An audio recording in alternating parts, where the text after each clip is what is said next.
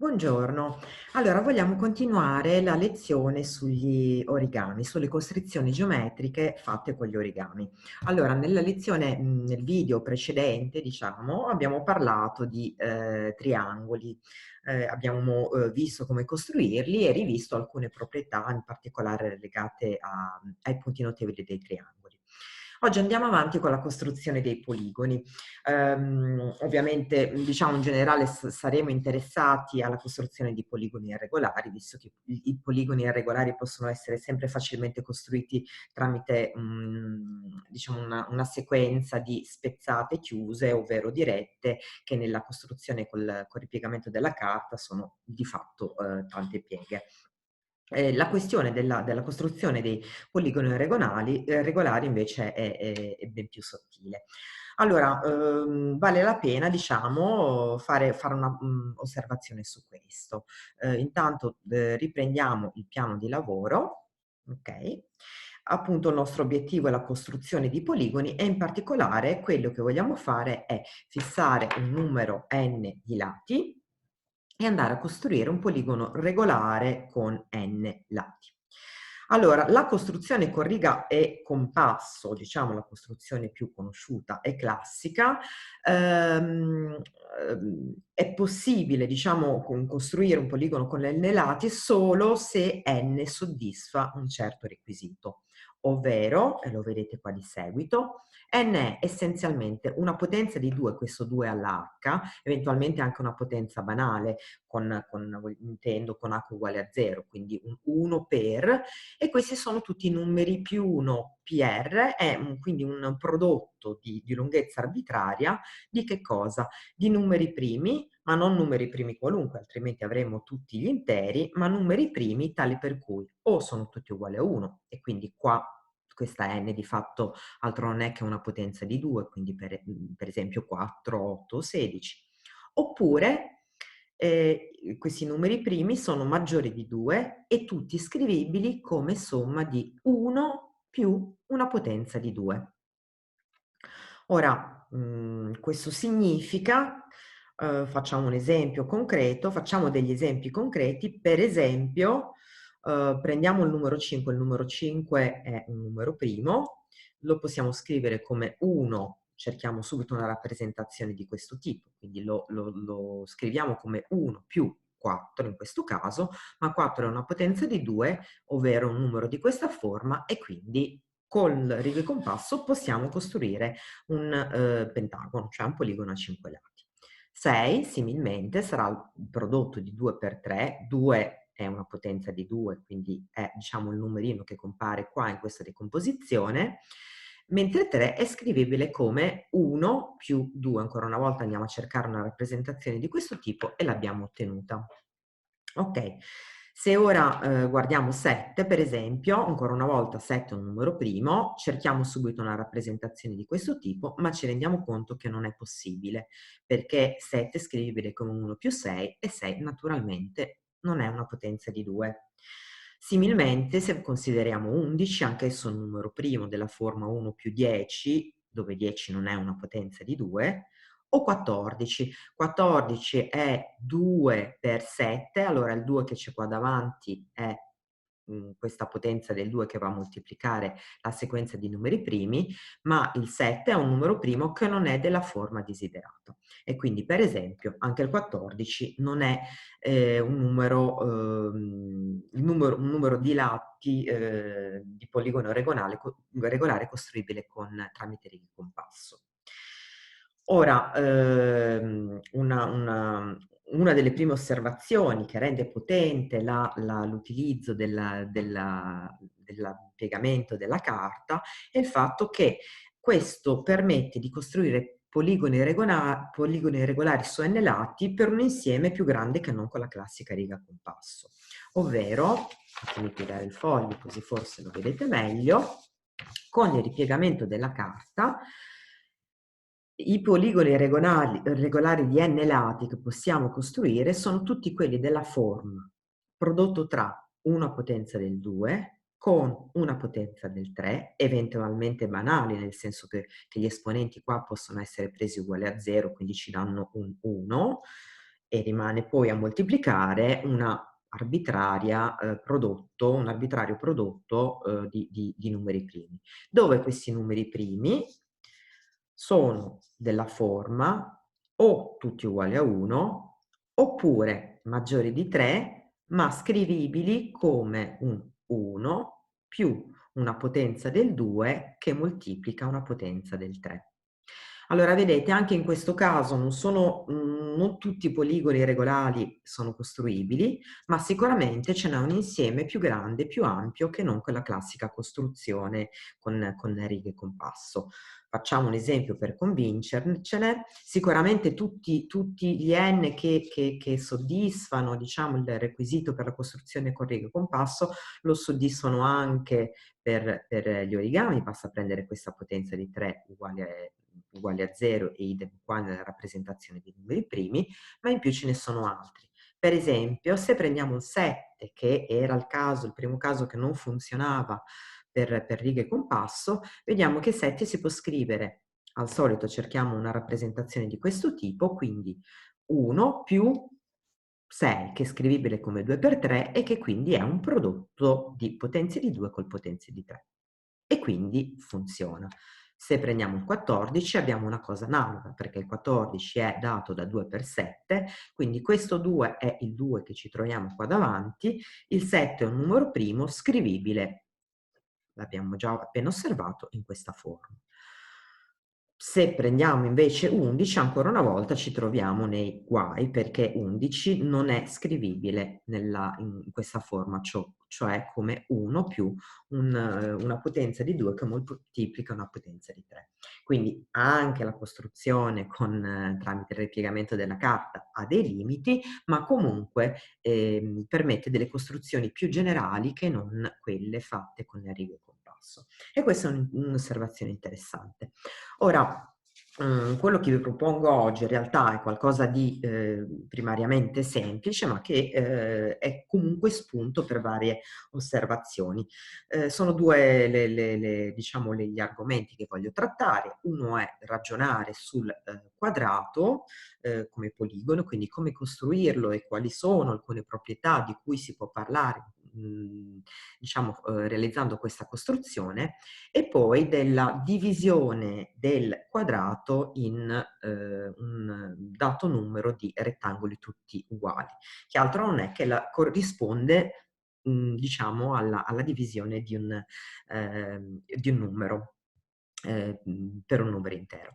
Allora, partiamo dalla costruzione del quadrato. Va bene, se prendiamo un foglio generico possiamo sicuramente usare la cosa più semplice, utilizzare già gli angoli retti del foglio e semplicemente questa è una costruzione molto semplice e intuitiva che diciamo tutti gli studenti presumibilmente conoscono. Quello che si fa è andare a riflettere il lato corto, il vertice sul lato lungo, mantenendo fisso l'altro vertice in questo modo, e poi ripiegando questo lembo, quindi creando una piega a livello di questo lato, che altro non è che diciamo, la perpendicolare al lato lungo passante per il vertice che abbiamo segnato, e quindi vedete abbiamo già il nostro quadrato.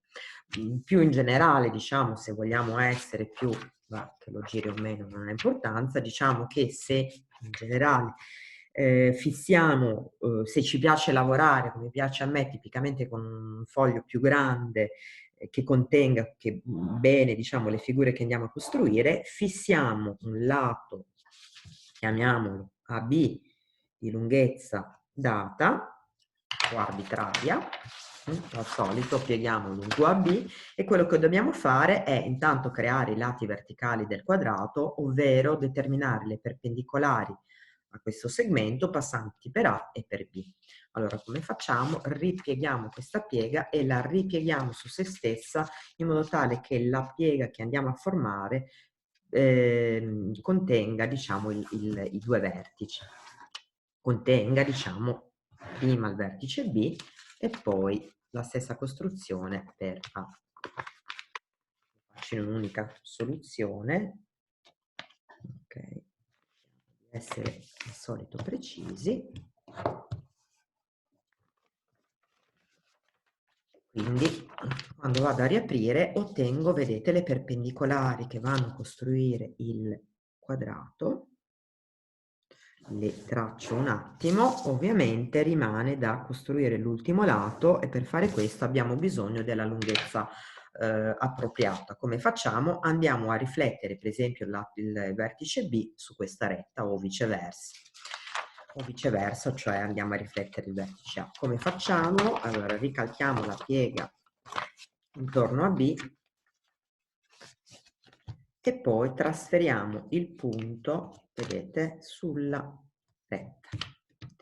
E facciamo, non occorre fare una piega, è sufficiente fare una piccola tacca. A dire la verità, a questo punto potrei già concludere, ma insomma facciamo un calmo. Una volta che abbiamo questa tacca, quello che dobbiamo fare è semplicemente trovare la perpendicolare ai due lati verticali passante per questo punto. E quindi al solito pieghiamo lungo una di queste due, lungo questo lato verticale, e ripieghiamo il lato su se stesso in modo tale che la piega che andiamo a creare passi per la tacca che abbiamo segnato. Vedete? In questo modo.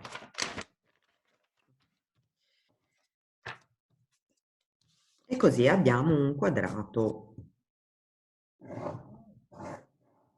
di lunghezza nostra fissata. Benissimo. Allora, ripeto, questa è una costruzione semplice, però possiamo già iniziare a fare qualche osservazione. Per esempio, supponiamo di prendere la diagonale del quadrato. Allora, la traccio prima, ma di fatto questa corrisponde alla retta passante per i due vertici opposti, D e D. Ok. Prendiamo questa diagonale, ok, fissiamo, l'ho segnato un po' male, ok, fissiamo un generico punto sulla diagonale, più in alto o meno in alto, diciamo che lo chiamiamo P, dopodiché prendiamo, per esempio, prendiamo le perpendicolari o le parallele ai lati che passano per P, ok? Per esempio in questo caso, prima ripiego il lato orizzontale su se stesso e al solito traccio una piega passante per P, ok? E poi, e questo mi dà, diciamo, essenzialmente vado a costruire la proiezione di P sul lato orizzontale e poi faccio la stessa cosa sul lato lungo. Lo ripiego in modo tale che la piega che si va a formare passi per P. Benissimo.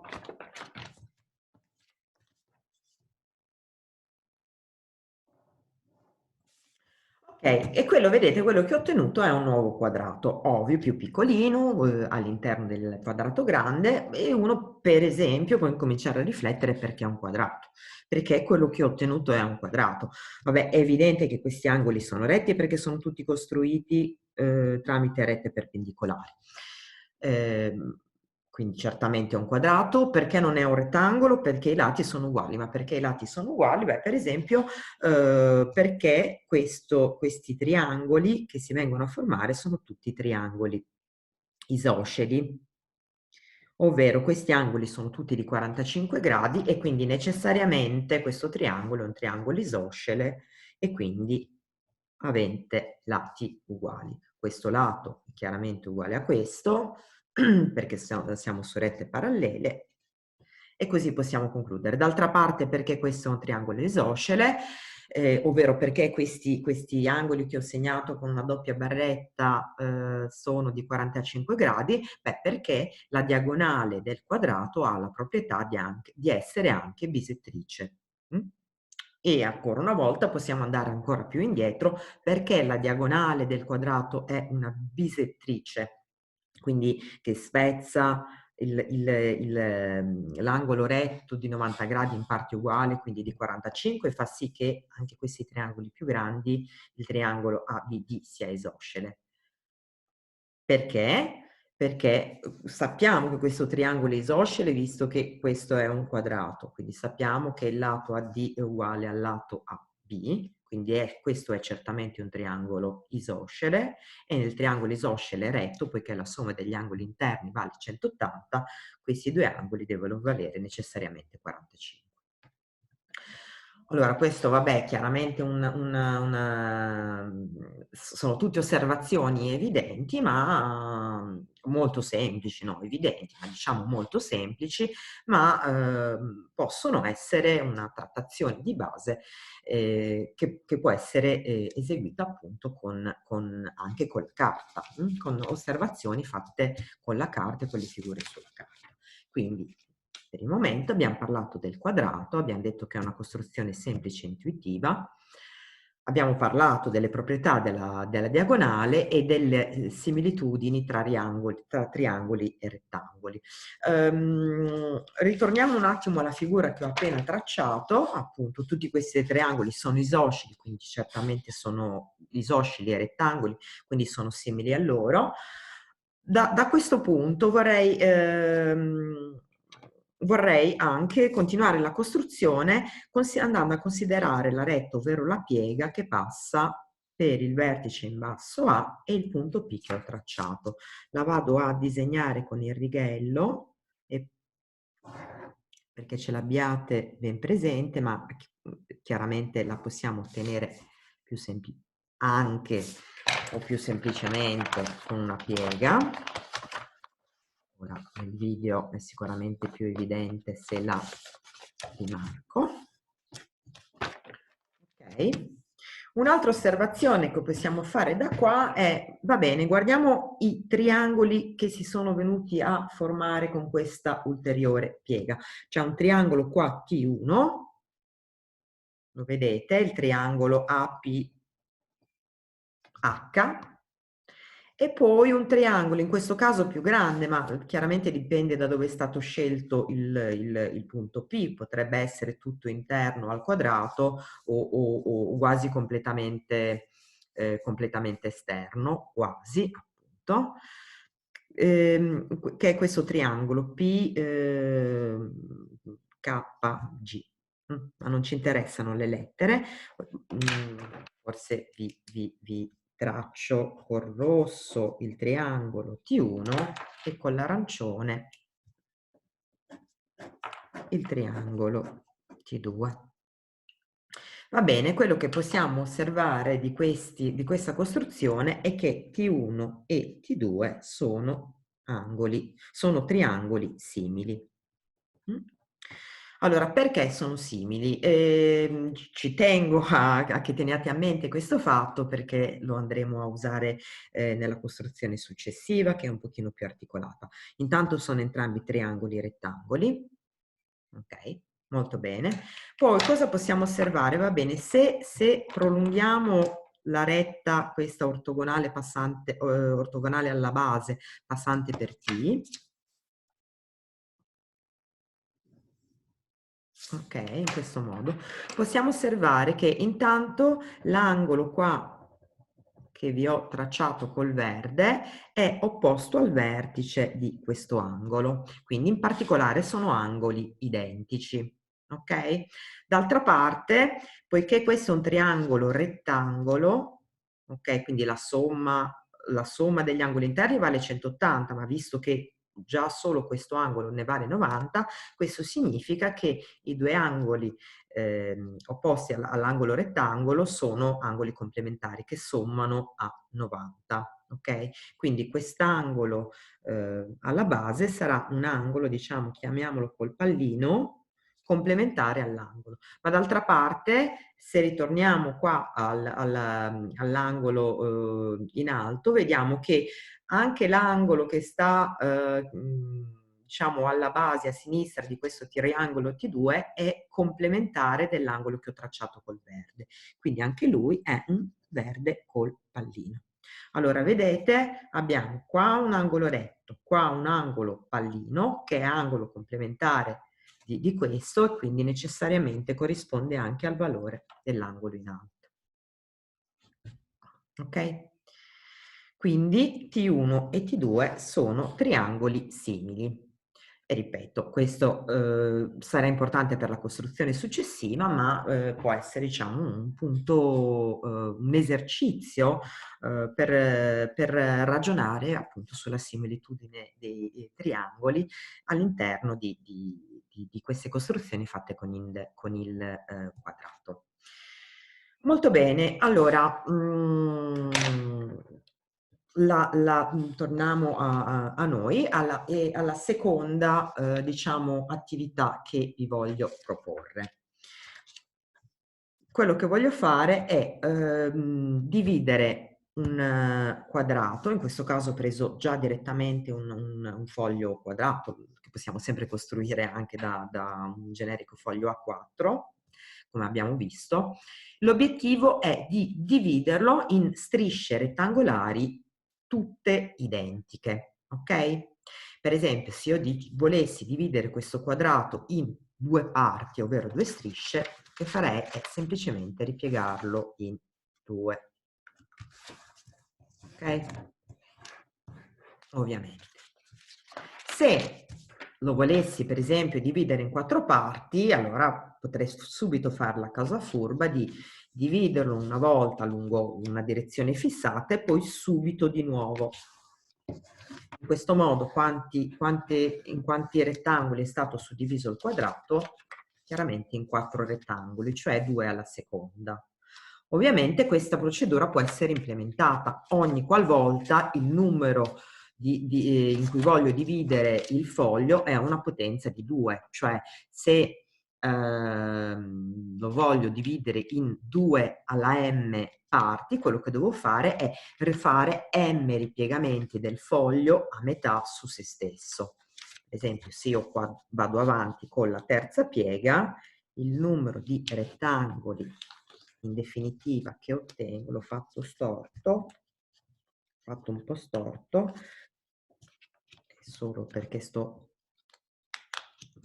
ok, se lo faccio storto chiaramente l'effetto non è proprio bellissimo.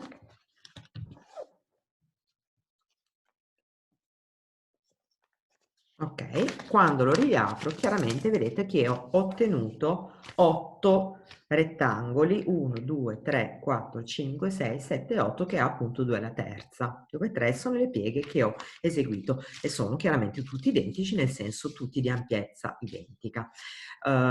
Matematicamente questo significa che se la lunghezza del lato del mio quadrato era un certo numero L, diciamo,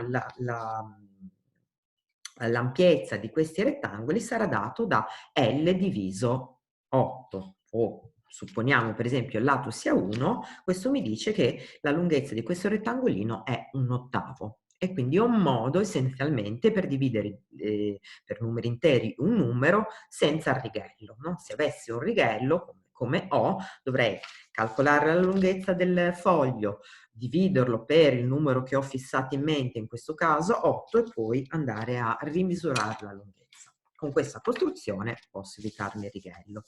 Va bene, però chiaramente questa costruzione vale solo se il numero di rettangoli in cui voglio dividere il mio foglio di carta è un numero che è una potenza di 2.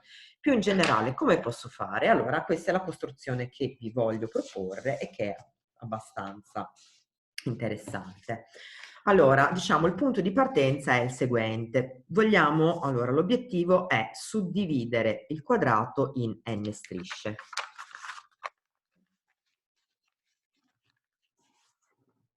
Vogliamo suddividere il quadrato in n strisce, tutte identiche, rettangolari. Quello che sicuramente possiamo fare è scrivere n come una potenza del 2, quella che che si avvicina al numero, più un resto, quello che manca per arrivare ad n, che sarà sicuramente minore di 2m. Per esempio, se prendo 14, la potenza del 2 che più gli si avvicina è 8, quindi 2 alla terza, e ovviamente da 8 a 14 abbiamo un resto di 16. Va bene, quindi per un n fissato determiniamo la potenza m e il resto r. Teniamoci a mente per esempio questo esempio. Dopodiché quello che facciamo è tracciamo la diagonale dal vertice in alto al vertice in basso. Allora io riprendo il mio foglio, ora qua è ripiegato, ma vedrete che questo in realtà nella costruzione che andremo a fare è solo un beneficio. La diagonale l'avevo già precedentemente tracciata, ora ve la ricalco con la penna così che sia ben visibile. Ok, quindi questo è un quadrato di partenza e come prima cosa vado a tracciare la diagonale dal vertice in alto a sinistra al vertice in basso a destra. Bene, dopodiché quello che devo fare è, non so se lo vedete, dividere il lato BC, quindi il lato verticale sulla destra, in 2 m parti. Qua m è fissato, per esempio nel nostro caso diciamo che ci concentriamo sulla divisione in 14 parti, m è esattamente uguale a 3.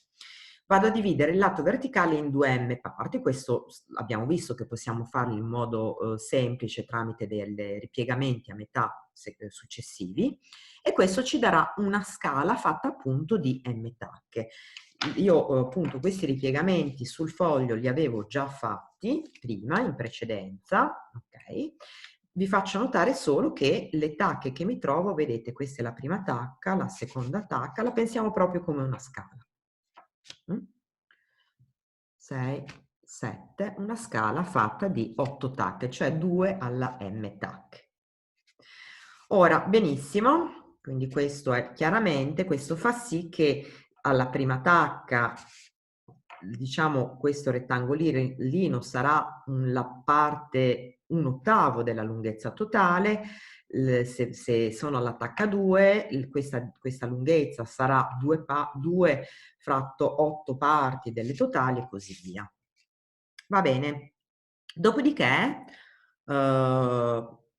punto 3, andiamo a identificare la r-esima tacca della nostra scala, cioè la r-esima parte, appunto contando dal basso come ho fatto sul foglio. Partiamo dal basso, per noi r è, abbiamo detto, 6, visto che 14 scrivibile come 8 più 6, e quindi questa è la nostra tacca. E una volta che abbiamo individuato la tacca, quello che dobbiamo fare è tracciare una retta tra il vertice in basso a sinistra A e la tacca. Questo avrà un punto di intersezione con la diagonale che chiamiamo H. Ok? Quindi riprendo il foglio, trattasi di una piega, traccio una piega tra il vertice in basso e la tacca 6 in questo caso. Fatemelo fare con la tacca è qua, il vertice.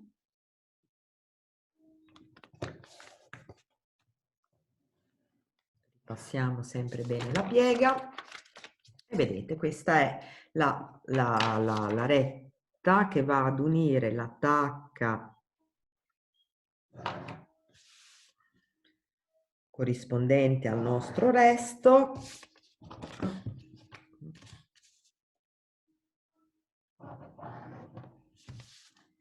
Non ha funzionato. Ecco. E vedete appunto che c'è un'intersezione ovviamente con la diagonale che vado a chiamare H. A questo punto ritorniamo alla nostra lista di passi. Vado a considerare la retta passante per H e perpendicolare A da B. Lo vedete qua nel disegno. Questa retta divide il quadrato che ho costruito in 2 rettangoli. Ve li faccio vedere, quindi devo semplicemente costruirla perpendicolare a questo lato, che quindi vado a ripiegare su se stesso e lo vado a ripiegare in modo tale che la piega che costruisco passi per il punto H. Come? Ok. Se traccio questa perpendicolare, quello che possiamo osservare è che il nostro quadrato è stato diviso in 2 rettangoli, uno più grande a sinistra e uno più piccolo a destra, quindi diciamo R1 e R2, ora per intenderci. Vi potete chiedere se è sempre vero che questo è più grande, cioè una base più grande dell'altro, o se dipende dalla tacca, quindi dal numero scelto. Se avessimo scelto invece che 14 il 9, 9 è scrivibile come 8 più 1 e quindi la tacca sarebbe stata qua in basso. Ad ogni modo rimane valida l'osservazione che il rettangolo a sinistra è quello più grande, quello a destra è quello più piccolo. Questo ha a che fare col fatto che la tacca non può mai raggiungere il vertice superiore, non può mai essere uguale a 8, perché è il resto della nostra divisione. Se fosse uguale a 8, questo significherebbe, in altri termini, che n è una potenza del 2 e quindi in quel caso questa costruzione ovviamente non serve perché possiamo semplicemente procedere a quel dimezzamento sequenziale che vi ho descritto prima. Adesso essenzialmente la costruzione è completata, anche se ancora non lo vedete, ma quello che rimane da fare è semplicemente dividere in 2m parti il rettangolo a sinistra. Come facciamo? Se il numero di parti è una potenza di 2, è sufficiente ripiegare il rettangolo su se stesso m volte.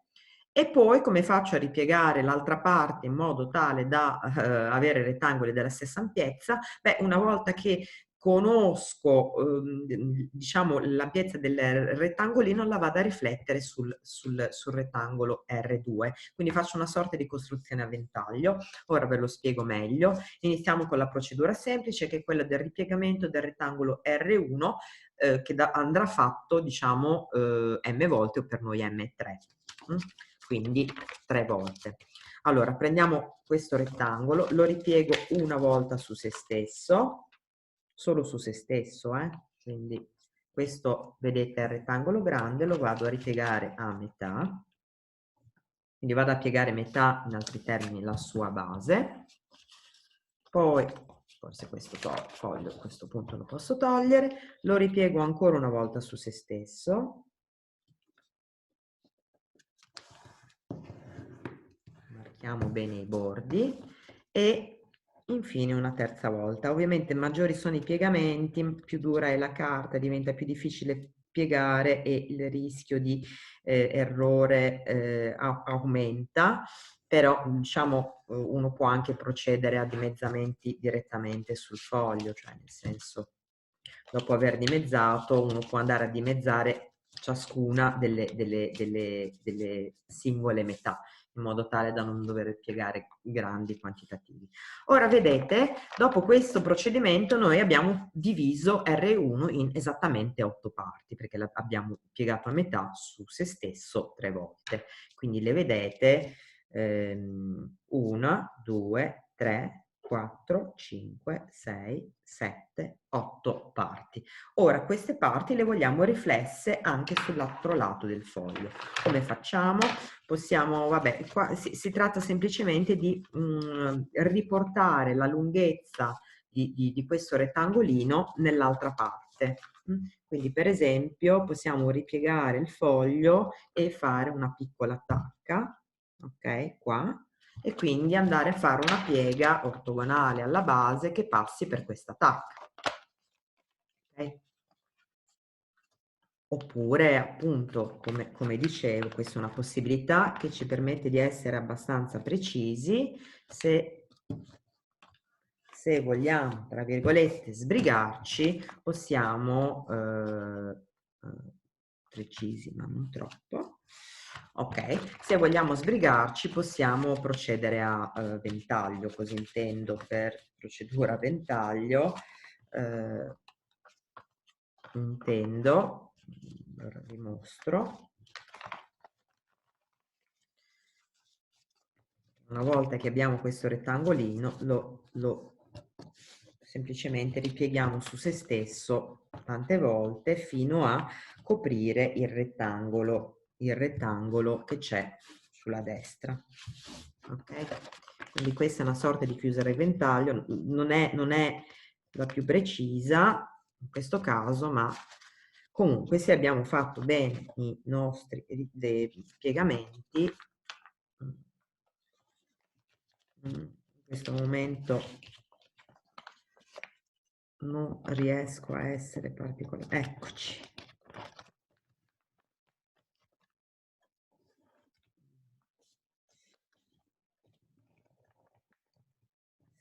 Abbiamo fatto le cose in maniera abbastanza precisa, ovviamente quello che dobbiamo, dobbiamo riuscire a dividere in questo modo il rettangolo più piccolo R2 in 6 parti, che sono le 6 parti che mancano per completare le 14 parti in cui vogliamo dividere il rettangolo, che è, ovvero 8 più 6.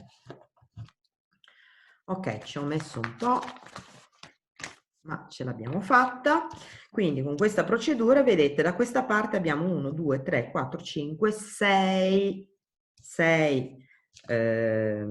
ulteriori rettangoli, tutti tutti identici perché hanno stessa altezza che è data dal lato del quadrato e stessa per costruzione, stessa base, visto che ho semplicemente riflesso la stessa distanza, e quindi in tutto ho 8 più 6, cioè 14 rettangoli tutti identici, ovvero sono riuscita a ottenere quella distanza tra due punti che è pari alla lunghezza del quadrato diviso 14, numero arbitrario.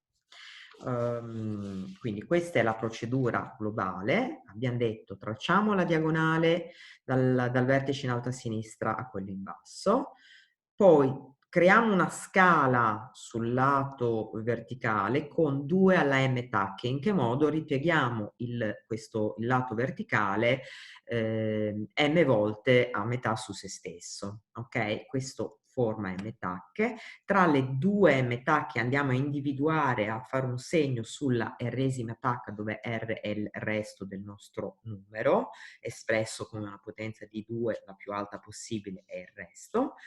Tracciamo una piega, ovvero una retta tra il vertice in basso e questa tacca, e a questo punto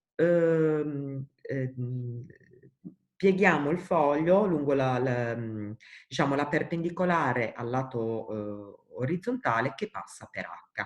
Questo divide il foglio in 2 rettangolini, il rettangolo più grande viene ripiegato m volte su se stesso e quindi crea 2 alla m rettangolini tutti identici, i quali vengono poi riflessi, se volete, con una procedura a ventaglio sul rettangolo più piccolo. Magicamente il numero di rettangoli che si vengono a formare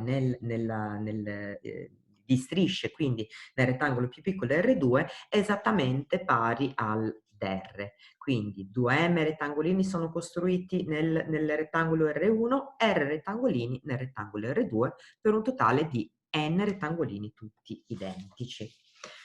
Ora, per concludere, voglio spiegarvi perché funziona, perché la costruzione funziona, perché questa, diciamo, magia. E questa è anche una matematica che è semplice e che può essere diciamo, un argomento che si può trattare in classe, ok? Di approfondimenti in classe. Allora, supponiamo che il quadrato abbia lato lungo 1. Ovviamente non ha importanza per noi qual è la lunghezza, ma diciamo per la dimostrazione fissiamo questo come dato iniziale. Allora, questa è la costruzione che abbiamo, che vi ho riportato. Vedete, qui abbiamo il nostro quadrato, la diagonale, la retta che passava per la tacca che ho segnato qua, ok? Poi vedete la retta ortogonale che divideva il quadrato nelle due parti. In questa figura cosa ho segnato? Perché per me sono importanti per la dimostrazione. Ho segnato, intanto diciamo ho disegnato anche la proiezione del punto sul lato verticale, ok? In questo modo, vedete, qua abbiamo un quadrato diciamo che dico di lato B, ok? B per noi in questo momento è incognito, e ho tracciato in rosso questi due triangoli T1 e T2. Ok, allora quali sono i dati iniziali che abbiamo? Allora, se questa è la tacca che abbiamo segnato sul foglio, poiché il foglio ha lunghezza 1, sappiamo che la lunghezza di tutto questo segmento, che ho chiamato D, è data da R fratto 2 alla M, cioè di fatto questo segmento è R parti delle 2M in cui ho inizialmente diviso questo lato, ok? Vi ricordo che n è esattamente dato dalla somma di 2n ed r. Ok. Poi sappiamo che la lunghezza del lato del quadrato è 1. Queste due lunghezze, una è la base del rettangolo grande R1 e l'altra è la base del rettangolo grande R2. Qua non li ho indicati, ma insomma è abbastanza intuitivo, se volete li segniamo. A e B sono incogniti, ma poiché la loro somma vale 1, sicuramente possiamo per esempio osservare che A è uguale a 1 meno B. Questo significa che solo una delle due quantità è veramente un'incognita. Okay? Poi ho indicato con C l'altezza di questo triangolino più piccolo. Cosa vogliamo mostrare? Qual è la dimostrazione del fatto che questa costruzione funziona? Beh, il fatto che questa lunghezza B è esattamente data da R fratto N. Perché questo completa la dimostrazione della procedura che abbiamo svolto? Perché se R è uguale ad N, allora A, che soddisfa questa relazione, sarà dato da 2M fratto N, giusto? Facendolo, vedete, appunto, fate il minimo comune multiplo tra 1 e n e riottenete appunto l'espressione che vediamo qua. Ok. E quindi questo è il nostro obiettivo. Se otteniamo, diciamo, otteniamo che B è uguale a Rn, quindi A è uguale a 2m fratto n, questo significa che A è esattamente dato da 2m delle n parti in cui vogliamo dividere il rettangolo e quindi può essere diviso in 2m parti per ottenere la nostra unità che sarà 1 su n, l'unità dei rettangolini più piccoli, così come B è dato da r parti delle n in cui vogliamo dividere il nostro quadrato. Ok? Quindi questo è quello che vogliamo dimostrare, ma la dimostrazione a questo punto è semplice, si basa un po' sulle osservazioni con cui ho iniziato la lezione. Quali osservazioni? Che T1 e T2 sono triangoli simili, perché questa è esattamente la costruzione che vi ho fatto prima. Tracciamo una diagonale, qualunque punto viene scelto qua sulla diagonale, in questo caso non è un punto scelto, è ottenuto con una procedura, ma comunque è un generico punto della diagonale, ne tracciamo le proiezioni sui lati del triangolo e poi prendiamo la retta che passa per questo punto, allora i due triangoli che si ottengono sono simili. Questa è l'osservazione da cui siamo partiti e che ci permette quindi di scrivere una proporzione. In particolare avremo che il lato, vedete, questo cateto, il cateto T1 che ha lunghezza A, sta al cateto T2 che ha lunghezza B, come il cateto orizzontale del triangolo T2 sta che ha lunghezza B, sta a quel cateto verticale che ha lunghezza C. Questa proporzione equivalentemente si scrive con questa identità, B quadro uguale A per C.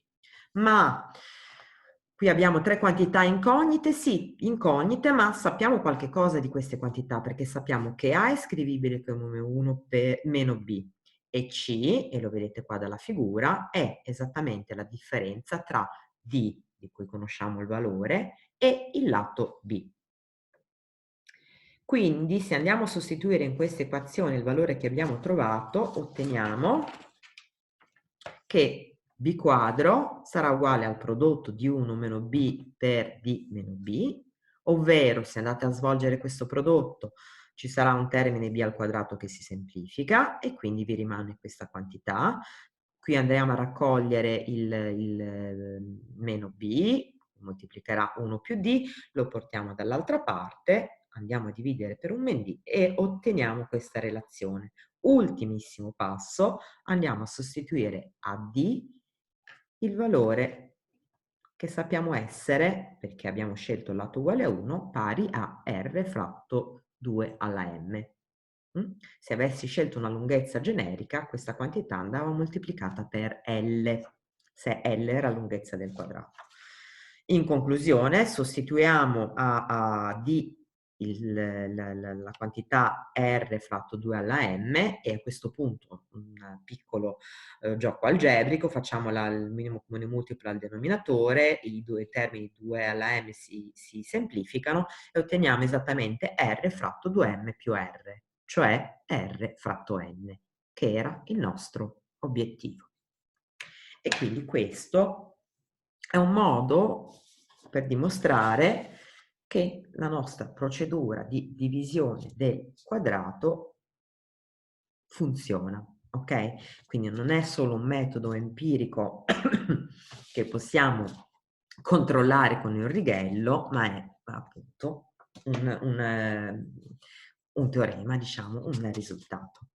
Benissimo, allora io ho concluso questa ulteriore applicazione, diciamo, questa parte sugli origami. Ci vediamo nel prossimo video. Vedete, man mano che andiamo avanti,